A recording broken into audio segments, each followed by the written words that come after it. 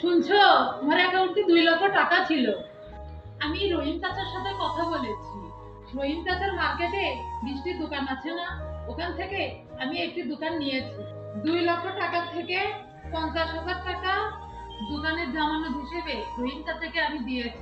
বাকি 1.5 লক্ষ টাকা দিয়ে দোকানের মাল তুলে তুমি ব্যবসা শুরু করো। দেখবে আল্লাহ তাআলা আমাদের দুঃখ কষ্ট থেকে মুখ তুলে তাকাবে। তা নাই করলাম, কিন্তু তুমি এতগুলো টাকা পেয়েছো কই? কেন, তুমি যে আমাকে হাত খরচের জন্য টাকা দিয়েছিলে, সেখান থেকে দিন দিন জড়ো করে আমি ব্যাংকে রেখে দিয়েছি। তুমি যে সংসারের জন্য এত কিছু করো, এত কিছু ভাবো, সেই আমি তোমাকে কোনোদিন বুঝতেই চেষ্টা করিনি। আমি কখনো কল্পনাও করতে পারিনি, আমি কখনো বুঝতেও পারিনি তোমার মতন বউ যেন প্রতিটা ঘরে ঘরে হয়।